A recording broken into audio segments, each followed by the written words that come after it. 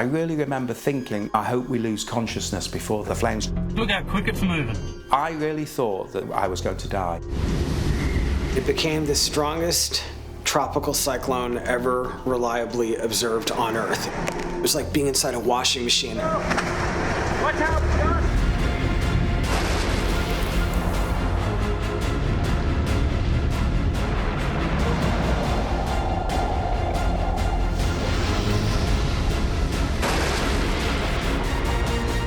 World's Wildest Weather. Catastrophic and weird weather events from around the globe, filmed on camera by those caught up in the chaos. We've got major damage here in Moore, Oklahoma. Expert meteorologists explain the causes behind the events and show us why our weather has become so challenging and life-threatening.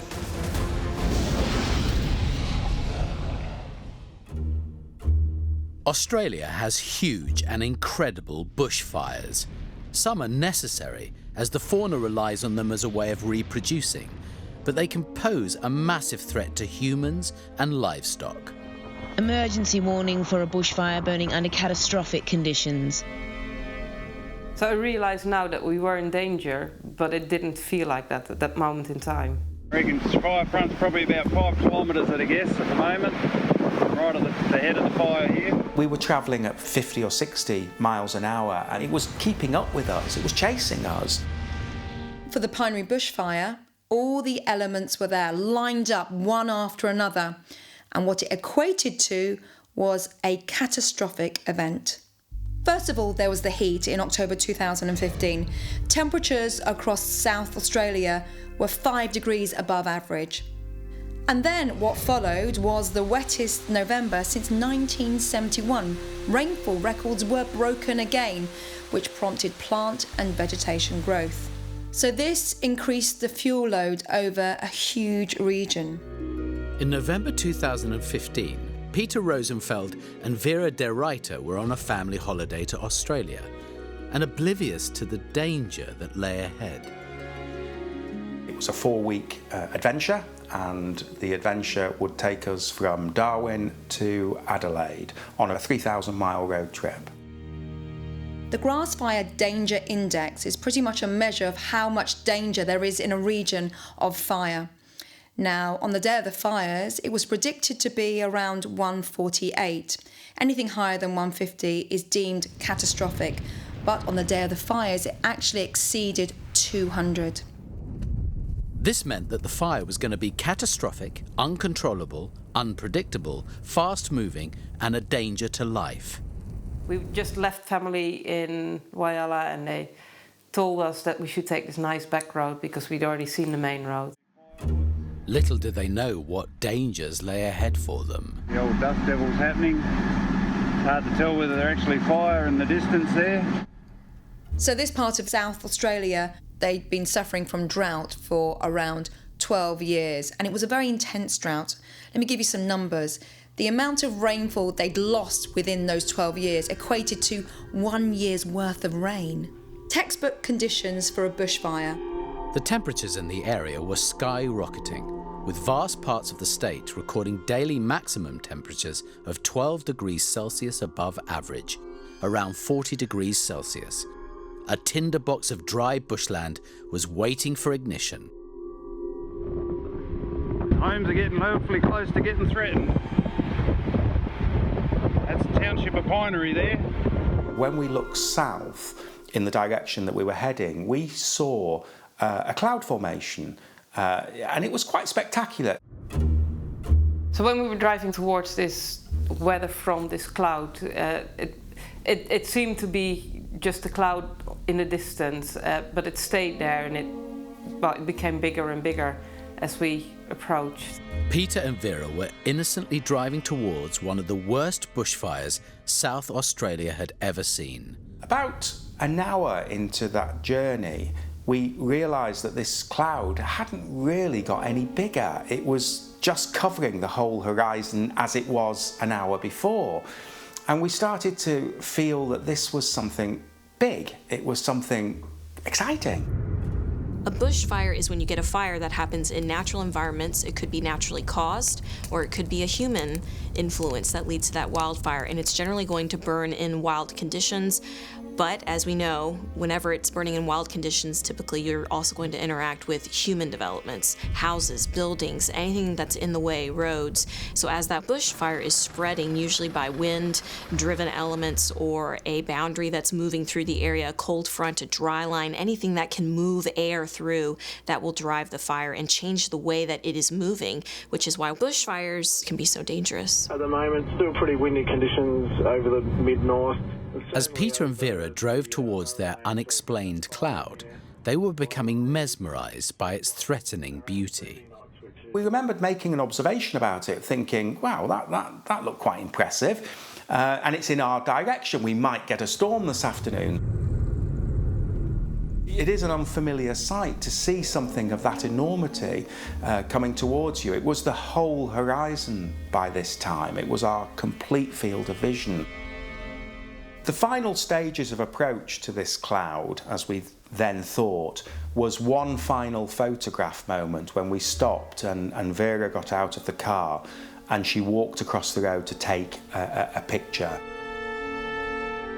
When I got out of the car to take pictures, I still thought it was a cloud I was taking pictures of, a weather front. It was just an amazing colour. I was just more thinking about, you know, we're going to love this at home, all these amazing pictures of this weather. That was the first time in the whole episode that I started to become apprehensive. We could start to see colours, colour formations in this cloud, and he was still absolutely convinced it was a thunderstorm, it was a rain cloud. Bushfires can create their own localised weather. Temperatures rise very quickly, the wind speed can pick up, small areas of low pressure, but not only that, on the horizon you can see these billowing black clouds. They're called pyrocumulonimbus clouds and could be mistaken for just a leaden cloud ready to rain, but how wrong you could be. What happening at the moment at Pinery? It was very confusing for people driving into this region. These smoke clouds looked like normal weather clouds, so people didn't realise they were driving into danger and catastrophe. But the winds are still expected to stay quite fresh to strong for a few hours more. Then the enormity of what was in front of us started to become apparent. Vera came back from taking the picture and she sat in the car, and I remember saying to her that this possibly is something a little bit dangerous. Maybe we should think about turning around and going back to a town. The unusual and attractive cloud suddenly felt much more ominous to Peter and Vera. They started to realise that it wasn't a storm cloud, but a pyrocumulonimbus cloud, a cloud full of ash, debris and heat from the raging bushfire only a mile ahead. Fuck, it's coming this way. Holy shit. Fuck, look how quick it's moving. Fuck, I've got to turn this truck around. See you, boys. Huge, devastating weather events from around the world are causing chaos. A large number of scientists now believe the cause is due to global warming. In Pakistan, the Indus River flows down from the Himalayas towards Karachi in the south of the country. It's a vast river which runs through the landscape like an arterial vein, offering lifeblood, supporting agriculture and helping to feed a population. The monsoon arrived late that year across Pakistan, but when it arrived, the rainfall amounts were unprecedented. Some parts of the Sindh province disappeared under 10 times the amount of rainfall expected.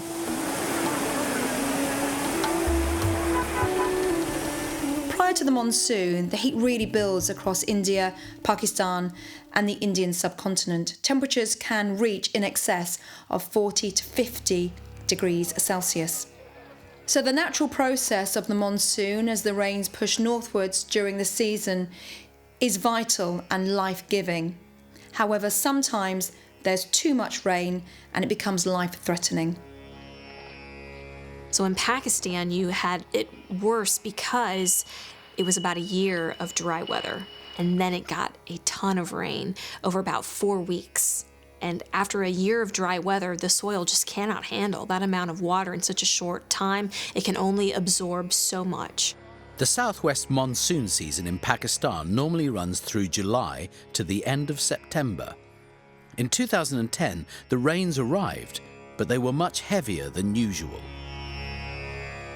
We expect the rains to hit Pakistan around July time, but during July, the Sindh province was in deficit by around 70%. It was very, very dry, and people were concerned the drought would continue. However, during the following months of August and September, the rainfall amounts exceeded 248% across this region.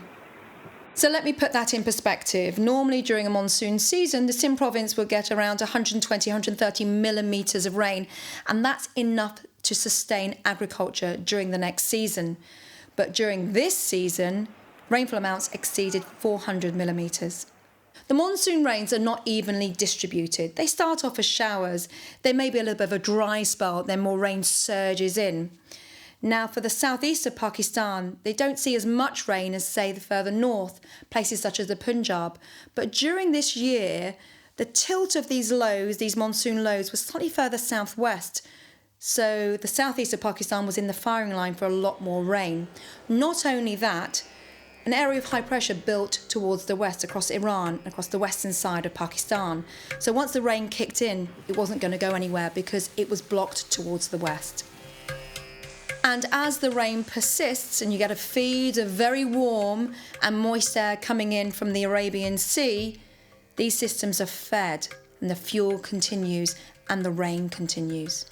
The rainfall intensity peaked during the 13th of September, but over that 4-week period, these people saw 46 billion cubic metres of water. The flooding hit most areas along the course of the Indus River. Over the years, the traditional floodplains had been built on, and many villages and towns were directly in the path of the flood waters. 14 million people were affected. The Sindh province is nicknamed the breadbasket of Pakistan. It's a fertile land where a lot of crops grow, and all these crops were completely damaged. According to sources, some 15,000 acres of land having the rice crops and paddies and the tomato crop has been washed away. The flooding lasted nearly 2 months, with 1/5 of the whole country being overwhelmed.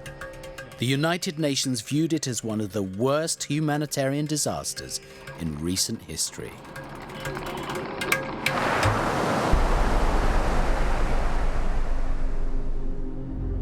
Australia has had to endure some of the biggest bushfires ever experienced, and also ones to be respected.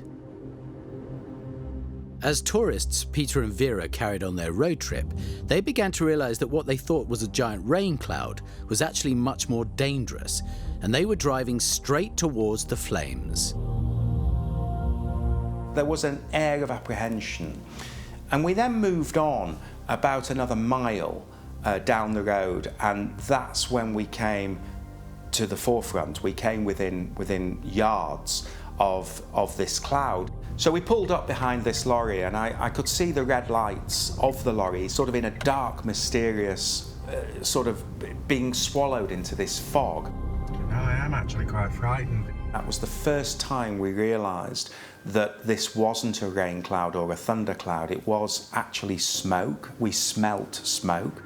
Bushfires tend to move as a front, edging ever forward. And the reason why they spread unevenly is when the wind picks up and picks up the embers from the fire, they can be tossed and distributed across the debris which hasn't yet been burnt. So these fires can edge forward, but they can actually spread out radially. Then all it takes is a change in wind direction and the inferno can spread elsewhere. Wind's changed. It's on the roadside and stopped there, that's good. Here's the embers. As the fire continues, volatile gases from the wood, which are being burnt as well, acts as a secondary fuel source. and these gases continue to allow this inferno to rage on. Okay, fuck's sake, hope the water works. Here she comes, right at the front gate. And these lights came towards us, and the guy in that truck, he stopped next to us and he wound his window down. Yeah. Turn around, mate, get this way. Flames out here now. There's flames. Yeah. Thank you. And that was the first time we heard the words fire, and it was the first time we felt the sense of panic as well, proper panic. We knew at that point that we were in a dangerous situation. I can't see a fucking thing. I feel that wind. When we were told to turn around, we still thought that we were on the edge of this fire. As soon as we turned around, suddenly it turned out that the whole fire had caught up around us. We could actually smell the smoke, and you could see a bit of ash in the, there was ash that suddenly came into the car. Emergency warning for a bushfire burning under catastrophic conditions. There is a risk to life and property. People are in danger. We thought we were going to die. I mean, we heard those words. This was serious stuff. We were in real trouble at that point. We were doing probably about 60, 65 miles an hour. And then the true horror hit. Day, brilliant sunshine, went to complete darkness. A darkness that was like closing your eyes. It was like a cave. The temperature rose enormously. But as we hit this darkness, which later transpired, we learned it was the smoke, which was the flames in itself, the flames just shortly behind it. Smoke inhalation is a serious cause of death in bushfires. Bushfire smoke is a mixture of water vapour, small particles and gases, which may include carbon monoxide, carbon dioxide and nitrogen oxides.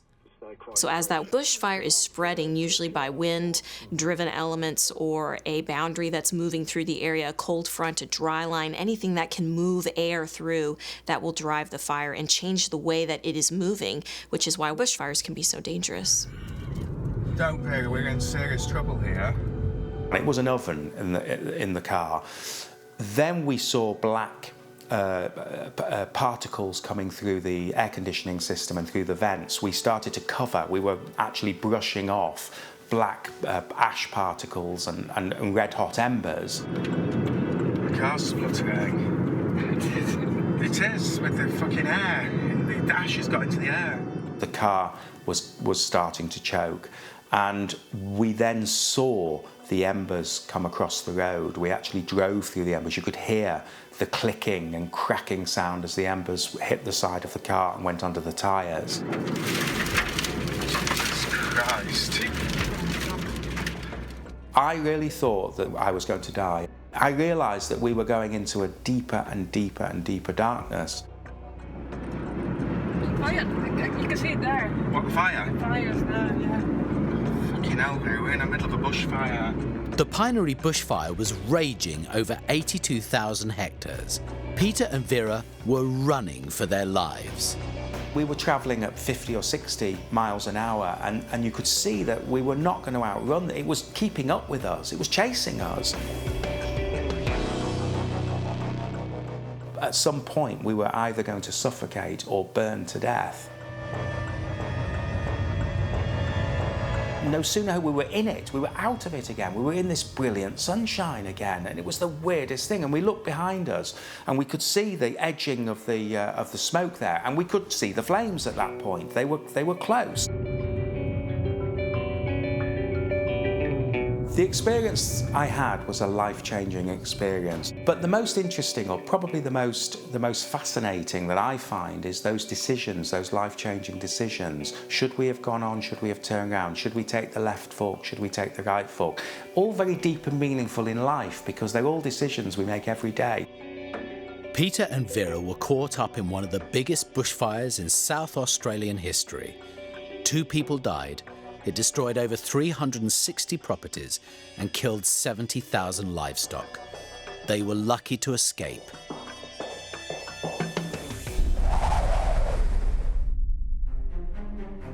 Lightning strikes kill about 24,000 people a year, and although these strikes are rare in the United Kingdom, Campbell Gillespie still thinks he's one of the luckiest people alive.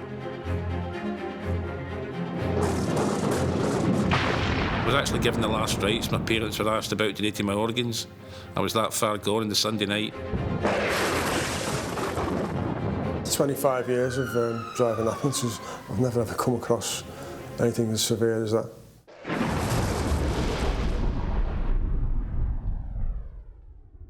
So there's different types of lightning. You can get cloud-to-cloud lightning, where the lightning strikes goes to another cloud. There's lightning within a cloud. And then the final one is cloud-to-ground lightning. And that's the one we're most concerned about. Lightning, in and of itself, is an electrostatic discharge. That's a really fancy term for you're taking static or a charge of energy and transferring it and connecting it with a different area. Generally, you get this, the simplest way to explain it is when you're in the winter, maybe you've got your fuzzy socks on and you're rubbing them across the carpet, and then you go to touch a light switch and ooh, you feel that little shock. That's because you have, when you're moving across the carpet, you're creating and building up a charge. You're picking something up, almost like you're Velcro, and these charges are just sticking to you. Don't touch anything, man. No. Dude, you can. This one. Dude, don't go outside. No, I'm not. Holy shit! Oh my god! Oh my god!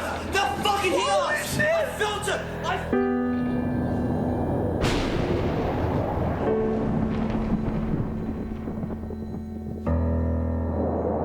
Lightning only comes from one type of cloud in the sky. It's a cumulonimbus cloud. And what that means, cumulo means heap, and nimbus means rain-bearing. But these clouds are far more than rain-bearing clouds.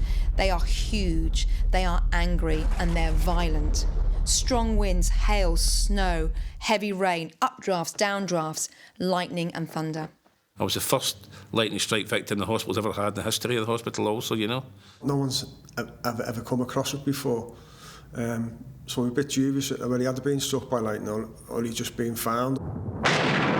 You're going to have different temperatures in those clouds. At the base, it'll be raindrop temperatures, so maybe up above freezing. But at the tops of the clouds, you're going to be below freezing. So you'll have water that's frozen near the top of the cloud, but that's liquid near the bottom of the cloud. That matters because the top of the cloud, where it's frozen, it's called grapple. It's a fancy word for little ice pieces, and they're just going to be rubbing up against each other, and they're developing their own charge, kind of like whenever you're in your socks going across the carpet.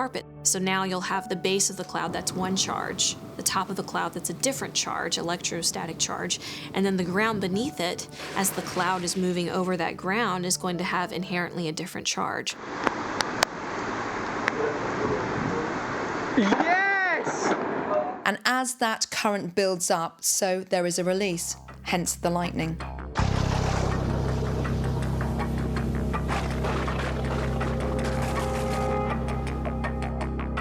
Campbell Gillespie was hit by a huge bolt of lightning whilst running in his local park. I'll never believe it happened to me. Never believe it happened to me. But I've got to live with the consequences of it. I'm disabled now, but tell you what, I'm alive, and it's fantastic to be alive. So most of the people that are struck by lightning and survive experience what's called a flash. It literally passes over the surface of their body and out, and it's because of the sweat and the water that's coming out of the surface level of your skin, it vaporizes. So that's why you see people with their shoes knocked off or their shirt ripping, because literally whatever moisture was on your skin has been superheated and evaporated very quickly, almost like a little mini explosion off and around your skin. But most people survive. Lightning strikes are much more common than we would think. It is estimated that lightning will strike the surface of the Earth 44 times every second. Now that equates to around 1.3 billion strikes per year. That's a lot of lightning. I was a very good athlete. I was a top runner, and training was an obsession to me. I was training twice a day, 6 days a week. I was as fit as the proverbial butcher's dog, 10.5 stone. You could see my ribs through my chest. I didn't have an ounce of weight on me. I had the tucked-in chin, the tucked-in cheeks. But as you can see, it's now changed slightly ever since my accident. And from what they tell me, it was 70 degrees, beautiful Sunday morning. It was just coming to the end of the run through Rimrose Valley Park in Liverpool. Campbell's running obsession had taken him and his two friends, Norman and Ray, on a sunny Sunday morning run.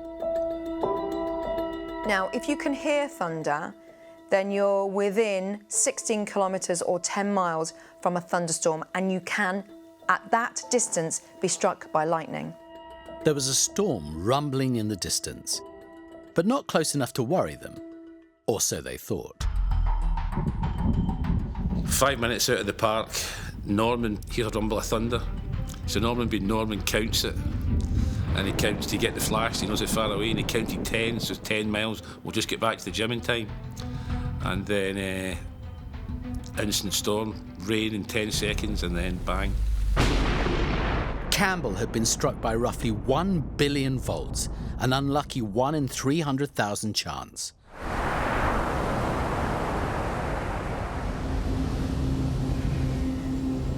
Hurricanes are some of the most intense and destructive weather patterns which nature can throw our way. And Hurricane Patricia was one of the worst storms to ever hit Mexico. All of a sudden, this wall of wind and rain just swept in. It was like being inside a washing machine. Hurricane Patricia was the most intense hurricane to affect the Western Hemisphere. But in terms of cyclones across the planet, it came second to Typhoon Tip in 1979. So it was up there with the biggest beasts in terms of cyclones. At the end of October 2015, Hurricane Patricia started off as a small, inconsequential tropical storm off the coast of Mexico, and no one thought it would amount to much.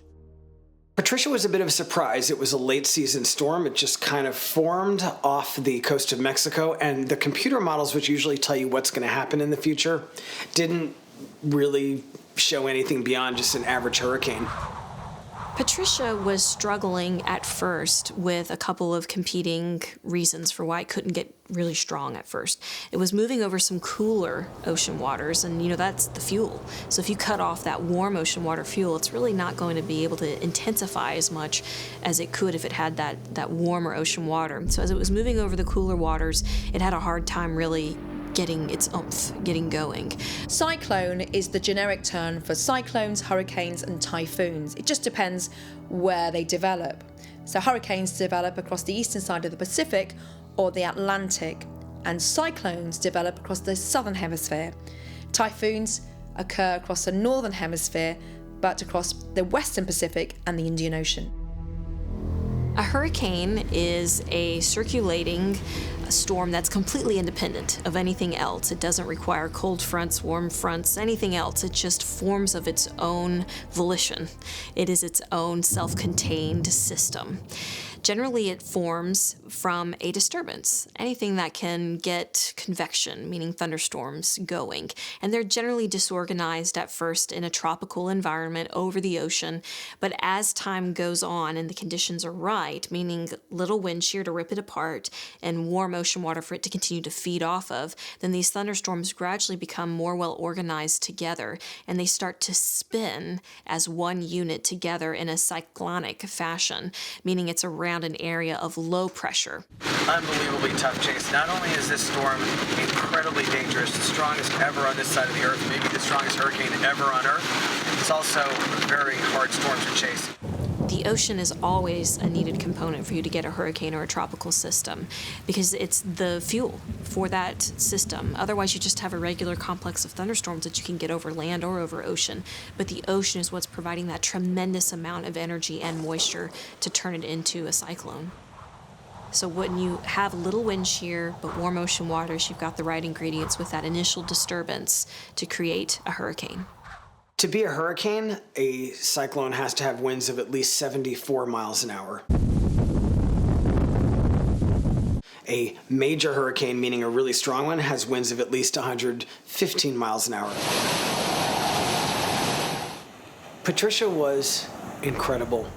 It formed off the Mexican coast, and everyone just thought it was going to be a normal hurricane. And all of a sudden it strengthened like no other hurricane has ever strengthened, and it became the strongest tropical cyclone ever reliably observed on Earth. It was even stronger than Super Typhoon Haiyan from 2 years earlier, which had wind speeds of 195 miles per hour, and Josh and his friend Eric placed themselves directly in Patricia's deadly path. Literally, this nuclear bomb was right off the Mexican coast and threatening two major port cities, Manzanillo and Puerto Vallarta.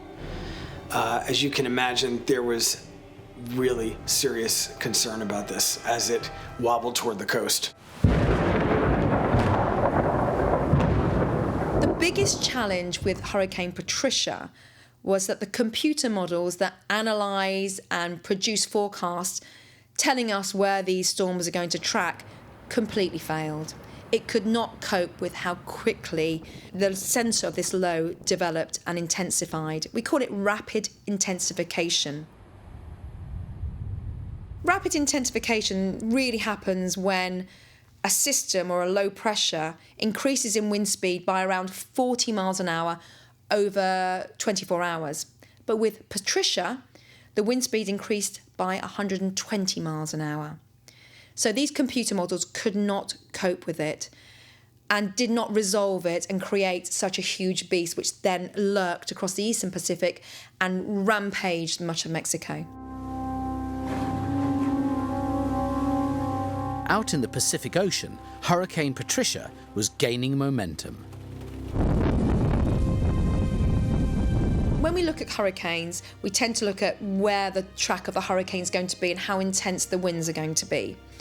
But in the case of Patricia, it failed on both parts. When a hurricane or a cyclone approaches the coast, the eye, the center, will sometimes wobble a little. It doesn't move in a straight line. It's kind of like a drunken sailor. With Patricia, it was super wobbly. It just wobbled one way and another. And what made that really scary, it's like a crazy person just pointing a gun in all kinds of directions. And sometimes it was pointing at Manzanillo, and other times Puerto Vallarta. These are two major port cities, and at different times, that gun was pointing right at them.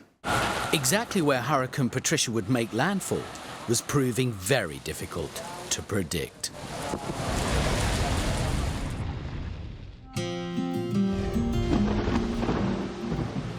Being struck by lightning is a 1 in 300,000 chance.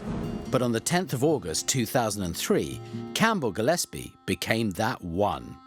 I started on the shift on a brutal ambulance station about 7 o'clock on a Sunday morning. It'd been one of those long, hot weekends that really was stifling hot. We were sitting in the station, and then it darkened over. It went really dark, and my colleague said to me, "There's going to be a storm here," because we could see it coming in off the docks. Norman heard a rumble of thunder, and if you hear the rumble, you then count 1, 2, and when you see the flash, and the flash in the distance, you know that's roughly when the storm's going to get to you. So he counted 10, so it was roughly 10 miles away, the storm was. And he just said to myself and Ray, so they tell me, because I know nothing of this, he said, we're just going to make it back to the gym in time. And then torrential rain in seconds, and then boom. Campbell's body took the full force of roughly 1 billion volts of electricity. Everything went white. Ray got blown in his face, Norman got blown in his bum. The ground shook, and then Norman looked up, and there I was, 15 feet in the air. During a thunderstorm, each flash of cloud-to-ground lightning is a potential killer. And then he remembers the sound of my face hitting the concrete. It was like a knife going through cabbage, that crack. And he went, oh, right. So it took them a couple of seconds to get themselves together. Within that 20, 30 seconds, I'd lost half my blood already.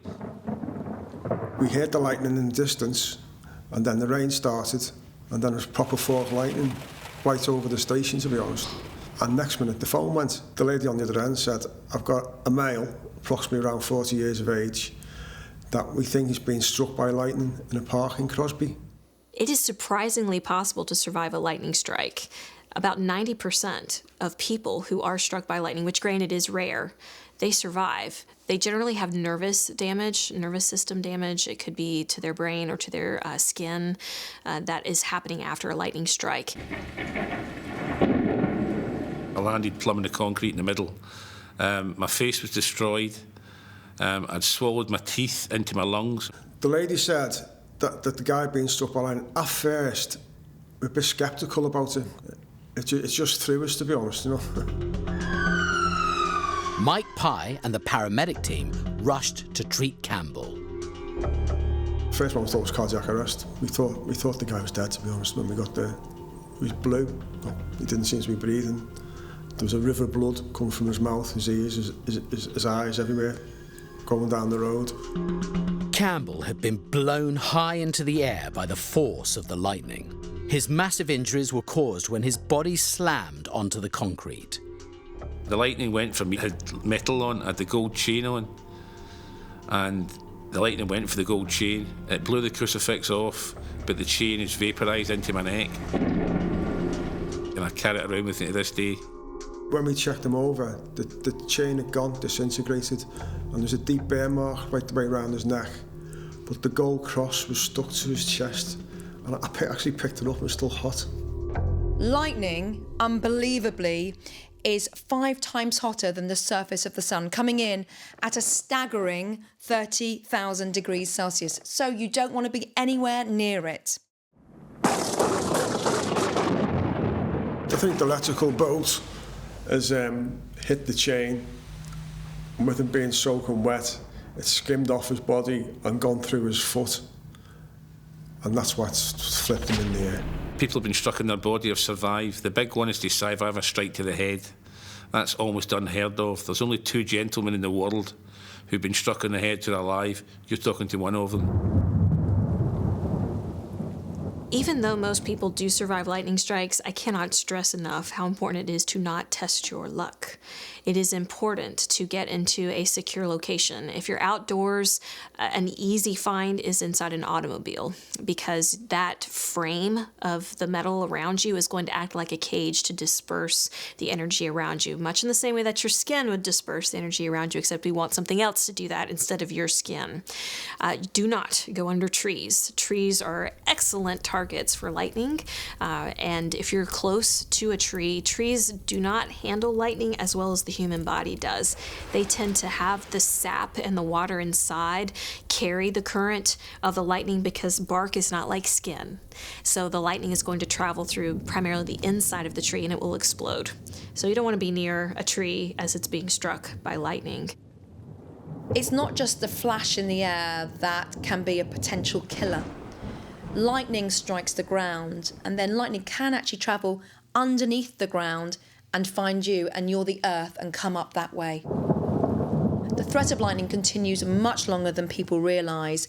Wait at least 30 minutes after the final clap, and then you should be out of danger. My left leg's 4 inches bigger than my right. I'm going to lose my left leg soon because the blood's shutting down now, it's not circulating. But I look at the positives. My friends call me a combination of Flash Gordon, Lightning McQueen, Usain Bolt, the Scots one. But the best one is, if you're old enough to remember, is Captain Scarlet, Indestructible. But I'm the luckiest guy ever meeting the planet, and I'm always smiling, and it's great to be alive. With Hurricane Patricia barreling toward Mexico, residents and tourists scrambled to escape from the monster storm. Josh and Eric were there to observe the Category 5 hurricane. Hurricane Patricia was not a textbook hurricane on any level. First of all, how quickly it deepened and intensified over 24 hours. It intensified so rapidly, we'd never seen anything like this before. And so the forecasts were out and failed straight away. And it intensified so quickly that it went from a Category 1 hurricane, where sustained winds were around 75, 78 miles an hour, to a Category 5, where sustained winds were up to 207 miles an hour over 24 hours. And this is almost unheard of. Hurricane Patricia holds the record as the strongest tropical cyclone ever observed on Earth in terms of the sustained wind speed. Now, it lost a little strength before it hit the coast, but it was still the strongest ever to hit the west coast of Mexico. This is a real record breaker, this one. Josh and Eric were battling the storm in their hotel in the little town of Emiliano Zapata. The whole building just started rumbling and shaking like we were in a subway car. And then there was a loud boom, and you could see all this debris flying away through the opening in the corridor. That was when the roof blew off, and we knew it. We could feel it. You could feel the whole building just starting to like rumble and come apart. The hurricane was making landfall at this point. The intense inner core was right over the town, and at this time the winds were estimated at about 150 miles an hour. So Patricia had weakened a little, but was still really powerful. There's three factors which created such an intense hurricane. The rapid intensification, the fact that Patricia went from cooler waters to warm waters, which fuel hurricanes, but sea surface temperatures weren't around 28, 29, which is a trigger for hurricanes. We're up to 31 degrees Celsius. So again, that was another key factor which meant this was an unusual, a unique system, and was going to be a real potent beast as well. We had a very, very weak wind shear, which is what we need when we talk about hurricanes, because an increased wind shear, where wind changes with height, cools down the system too quickly. So hurricanes are heat-generating machines. Now, the heat comes from the sea, it comes from latent heat when rain falls, and what we want, localised, very small wind shear, so it continues to see the fuel rising and developing in the system. Within 24 hours, Hurricane Patricia had gone from being a small tropical storm to a deep and incredibly powerful Category 5 hurricane. All of a sudden there was a knock at the door, and they said that the family across the hall was in trouble. So Eric ran across to get them. Their whole room had been blown open. The roof, the ceiling, everything had blown away, and they were like huddled in a corner. So we pulled a family of a mom, a dad, and 2 little kids. So Eric pulled them into our room, and then there were 8 of us in our room. And then we heard one more big bang that sounded like the whole building was going to go, and all of us rushed into the bathroom, because the bathroom is often the safest part of a structure as it starts to blow away. We pulled a mattress off the bed and we wedged it into the ceiling in case the roof blew away. The roof was going to come off. It did, I think. When people talk about typhoons and hurricanes and cyclones, they sometimes confuse size and intensity. They're different things. Actually, some of the most powerful cyclones and hurricanes and typhoons in history were actually very small storms. So how is the intensity of a storm measured? So with any weather system, we measure in terms of millibars, and that is the force of the air acting on the earth. So with high pressure, there's more air in a parcel of air. And in low pressure, there's less air. And air likes to travel from high pressure to low pressure. Pressure's dropping like a rock. We're down to 969 millibars, and we're getting waves of destructive gusts. I measured the air pressure in Patricia, and one thing that I noticed was how fast the air pressure changed, how fast it dropped, and then how fast it rose as the center of the hurricane moved away. And it really was an incredible indicator of how powerful the hurricane is, and also how small it was.